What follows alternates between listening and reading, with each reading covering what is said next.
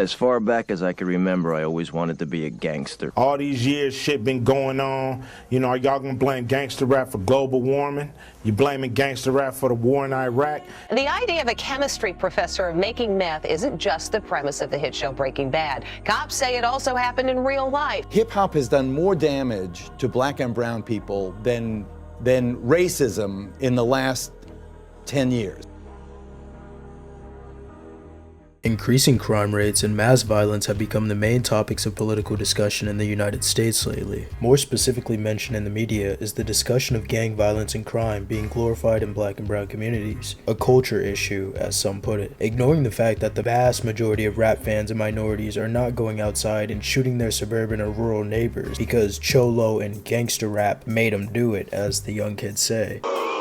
At the surface level, this conclusion makes sense. Rappers creating lyrics about drugs, guns, and sex, along with the hyping of figures like Pablo Escobar and gang-affiliated artists, leads to crime in black neighborhoods and the prevalence of cartels because they like those people and want to emulate them. While these factors definitely play a role in how certain demographics perceive crimes and addiction, it's a dishonest argument, much like trying to say rock and roll turns people into Satanists or that GTA 5 makes people want to commit mass shootings. In my humble opinion, America as a whole has always glorified gang violence and violence in general. In American media, across all demographics and ethnicities, organized crime gangs have always been romanticized, specifically in cinema and on TV. The American cowboy outlaw and sheriff dynamic became a popular trope before TVs could even display color. Gunslingers moving in gangs, robbing banks, stealing horses, and engaging in high-stakes duels with each other was and still is a major staple in every American child's fantasy and playdate settings.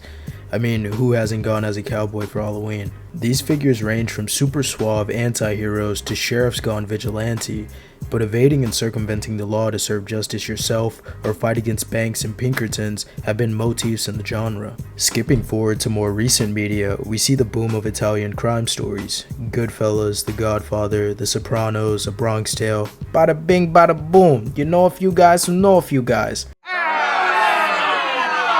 You guys can unsubscribe. Anyways, these stories had every Italian in New Jersey talking like Tony Soprano and everybody of all cultures imitating Marlon Brando. Our perceptions were also shaped by how these crimes were depicted within their respective series. Italian mafias to this day are seen as respectful gangsters, the types that'll shoot you in front of your kids but send your grandma some gnocchi and flowers. The good old days. Meanwhile, they were pulling dudes' genitals off and throwing dudes into vats of acid. I bring up the Italians not to just say that we should nuke New Jersey, but rather to make the point that perceptions of gang violence through media are more so targeted to the greater consciousness of Americans rather than respective demographics praising it and committing violence. To use a non-American example, the Japanese Yakuza are heavily stylized in media as a whole, regardless of Japanese culture.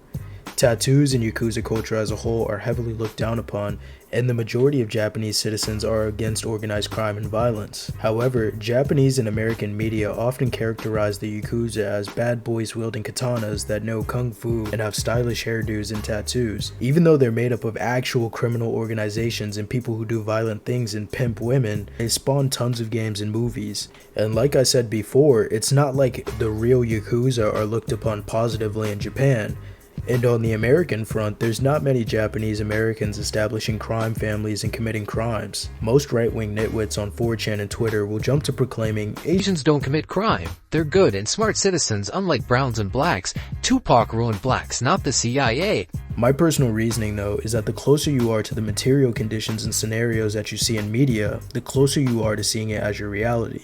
To drive home this point, I'll compare some critically acclaimed American shows about organized crime and violence that had different reactions and takeaways from the audience. Starting off with a big one, Breaking Bad smashed records for television as a whole. Emmys, Golden Globes, high IMDb ratings, it truly had it all. And while I think it's a great written show with great acting, I think a major factor affected its success. And that's relatability. Walter White is essentially a blank slate at the beginning of the series. Sure, he's shown to be a meek, humble, suburban teacher who missed out on millions due to his pride, but overall he represents the average boomer American male with a family. However, two things came into play with how Walter White was perceived by the audience: his battle against the healthcare system and his humble, meek beginnings. Many people defend Walter White to this day. A man who worked with known Nazis, poisoned a child, assaulted his wife, killed multiple people, bombed places, and even more, somehow became one of the most controversial characters to this date. This is because the audience got caught up in Walter's crusade to raise money for his family by any means, and to finally reclaim his confidence and masculinity. Although the narrative is kind of changing with the mass amount of media literacy people making tweets and stuff like that, Walter is celebrated and seen very differently than, say, the drug dealers in The Wire who are being infiltrated by undercover cops. Although critically acclaimed, The Wire has not had the mass staying power of Breaking Bad, and I rarely see conversations revolving around the dynamics and commentary The Wire gives about life in the hood or the struggles of poverty and addiction. Snowfall is also a popular show, but it doesn't have the relatability that Breaking Bad has.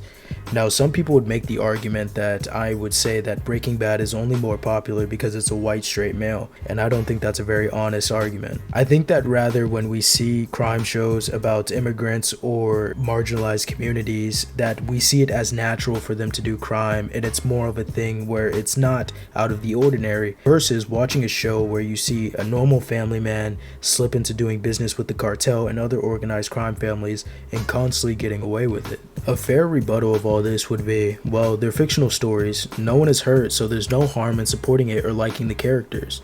I agree with this to an extent. Bryan Cranston and Aaron Paul didn't sell meth in real life or kill anybody, compared to a rapper who makes a viral song about killing a rival gang member or someone rapping about selling crack. However, the stance of generalizing the problems of demographics onto media is a dishonest one. The conditions these demographics normally face fit into already existing roles and systems. Regardless of race, if I'm raised around drug dealers and gangs and I watch a movie or music video about how much money drug dealers make, I'm more likely to see that task as a favorable and reachable alternative. If I'm raised in the suburbs with an intact family and a good social circle, I am less likely to shoot a dude down the street because Chief Keef told me he isn't from the O, as the young kids call it. This is the same tired argument boomers have used to demonize rock music and violent video games. If you can feel sympathy and compassion for Walter White's list of crimes in the name of making sure his family is financially secure, then why would you demonize actual people in low-income areas that are groomed into drug dealing and gangs that they see as their only family? As humans, we have the ability to condemn crimes while also addressing the cause and psychology of said crimes. In this vein, especially with the recent political climate around the world, I'd like to also address the fact that the most revered crime figures in America tend to come from immigrant roots. The Godfather, The Sopranos, Scarface, The Irishman, Once Upon a Time in America, all focus on immigrants coming over to America and creating crime empires in order to achieve the American dream and financial success. These series tend to follow a Greek tragedy of sorts in terms of reaching the highest highs to have it all stripped away. But despite a lot of them being cautionary tales, the highs are remembered the most in our public consciousness and pop culture. We tend to remember Tony Montana's "Say Hello to My Little Friend" and his iconic mountain of cocaine picture over the part where he gets lit up by a death squad. We remember Marlon Brando stroking his cat and commanding respect instead of his numerous orchestrated murders and extortion. Why are these series celebrated and not condemned for glorifying and stylizing gang violence, while rap music or other forms of media are? Some will say it's because most of them are white-passing immigrants and or depicted as more sophisticated. I think that this is a factor, but I think it's mostly because most of these immigrants overcame their hurdles either by systemic progressivism or through finding success in unity. The Irish, Italians, and Jewish people used to be seen as non-white and therefore secondary class citizens in America. This led to them not having many opportunities and resorting to crime and the security of family. Through tight family units, favors, and overall relaxed attitudes towards themselves, they were able to move past those material conditions, and now it's looked at as fond memories in American history. Well, except for Jewish people. Some Americans are still very preoccupied on villainizing Jewish people. Anyways, this clashes with something like Narcos and Snowfall being put out while organized crime and addictions are still pretty prevalent in Black and Hispanic communities that historically haven't had the same experiences or leeway. Figures like Frank Sinatra, Robert De Niro, and Snoop Dogg were all part of violent gangs, but now are seen positively. And I'm not saying people can't change or that we should hold them to their past. To summarize, I'm not playing Oppression Olympics or saying that we should ignore crimes in real life because we love crime shows, but rather that our perception on what's gang culture and what's not revolves around what's easiest and most recent to compare them to. So the next time someone says that crime is a product of glorifying gangs and a part of the media, ask them their thoughts on Cowboys, Breaking Bad, and Scarface. Comment your thoughts or questions or even suggestions for the next video. Like, comment, and subscribe, and I'll see you guys in the next video. Thank you.